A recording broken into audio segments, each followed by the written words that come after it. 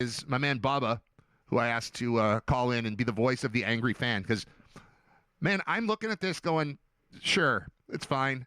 But you and everyone else I know who's blowing up my phone right now is pissed. So explain to me your unhappiness with this decision. I'm not here to argue. I'm here to understand. I guess the way I would start it is, to me, this is an extremely lazy way to treat the best player that may have ever played the position at quarterback. You literally watched a guy take the MVP, which I guess you could say was under his tutelage, but it really wasn't.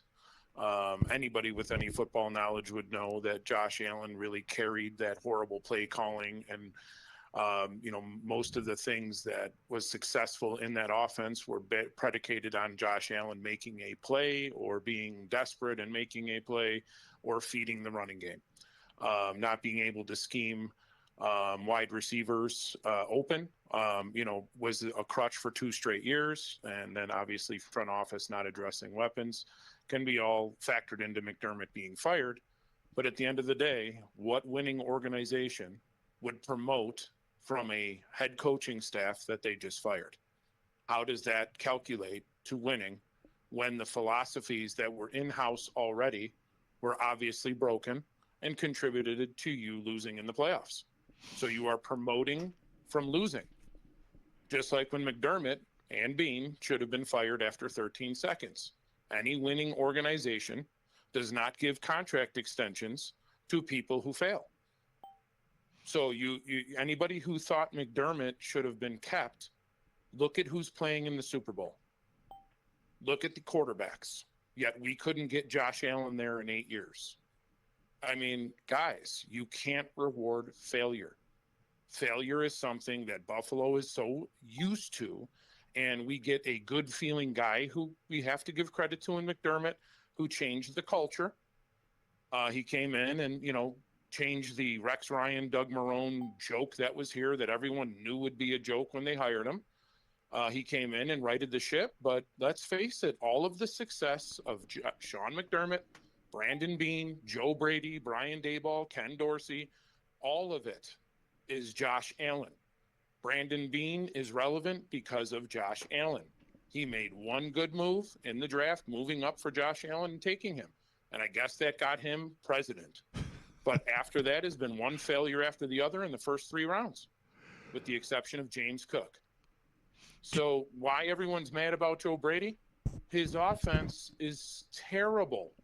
It exposed Josh Allen to injury. He is now going into the second part of his prime, and you exposed him to 40 sacks or more and countless hits because he had to hold the ball because none of your receivers could get open.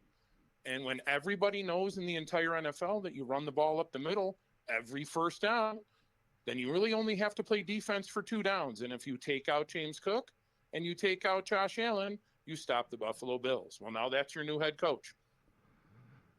So what are his philosophies now going to change on how to protect his franchise quarterback when he's the reason that Josh Allen is going to be having foot surgery? He's the reason Josh Allen had a broken hand last year. Like, these are just common sense things. You're promoting from a losing team. Enough said right there. Are you making an assumption, though, that everyone there is responsible? Like, do you blow out the entire staff and start over when you've made the playoffs 8 or whatever it is, 7 consecutive years, and you've won 5 division titles, and you were pretty close this year to winning it again, and you made the playoffs again, and you've won it, into the second round of the playoffs each of the last 6 years? Like, all that stuff is not abject failure. It's not quite getting over the top. And that, to me, doesn't mean everyone's got to go. You've got very specific things that you're attributing to Joe Brady. I mean, you're pointing, and Sure. I love it. You're pointing at, you're going to blame a hand injury on the guy who was the offensive coordinator and then say that means he can't be a head coach. I think it's 2 different jobs. I think that's part of what you're hearing with Daboll too. Like, I wouldn't feel super comfortable with Daboll stepping in as a head coach, but I would feel comfortable with him as the offensive coordinator. And maybe they say, hey, Brady's more of an organized kind of CEO type. The Daboll situation, you're dealing with an ego. He doesn't want to be a offensive coordinator. He wants to be a head coach. And I'll backtrack on the Brady thing. The reason I pointed out the hand injury is because when you have such a basic offense that all you can do on 3rd and 1 is do a tush push every single time and have absolutely no creativity, you are And always exposing your left. quarterback, right? And you're exposing your quarterback to needless hits in games that may or may not matter. So eventually, once you could be 6'8", 400 pounds at quarterback, but if you get hit with a helmet on your hand 55 times a season, once it's going to break. Sure. Eventually. And you're exposing him to those hits because you have absolutely no creativity. When you're running this offense, you watch all of this motion and misdirection to throw a 2-yard pass. When the linebackers are now built like safeties and safeties are now unworldly athletes, you're not going to score that way unless your quarterback is willing you down the field. And that means holding the ball, waiting for guys to get open, holding the ball, waiting for some concept to throw a 2-yard screen while taking a clean shot from a defensive tackle. That's all schematic, Brad. That's all coming from Joe Brady. He looked at that offense, looked at the best quarterback in the NFL and said, you know what? We should run the ball two to three times every series and throw a 2-yard pass with a guy that can throw the ball 80 yards. We should never give him a receiver who runs a 4-3. We should never give him receivers who know how to get open downfield. We should give him 2 tight ends. This is called the 1985 Bears offense. 2 tight end, power football, expose into the flats. Simple defense.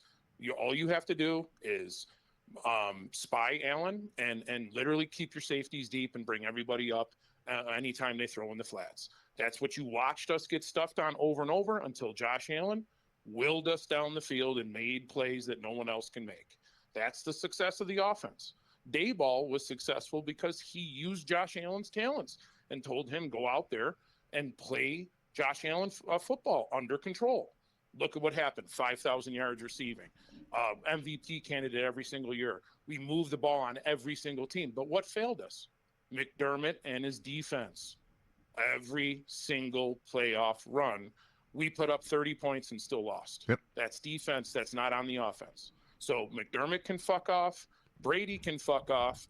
I guess you could bring Daboll back as an offensive coordinator, but not when Brady is the helm. They're completely 2 different contradicting offenses. They're not going to work under the same roof.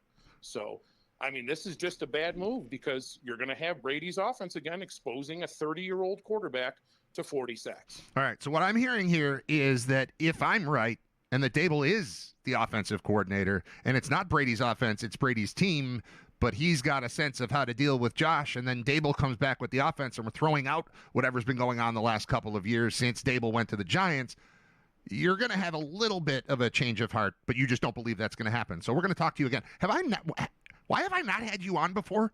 I mean, we have these conversations. I'm too busy coaching your kid in baseball. I know, but I need you for the football stuff. You're anytime, new. Man. Yeah, we're doing this again. All right, I got to go. I was going to wrap up the show early, and then the Bills hired a coach, and I was like, well, let's talk to Bubba. Thing. All right, thanks, man. Yeah, I'll be Bubba the Angry. All right, angry Bubba. All right, Take care, guys. Thanks, dude. Bubba. We'll just go with Bubba. I've known him as Bubba. He's Brian, but I've known him as Bubba forever. Everybody else calls him Coach Brian. I just call him Bubba.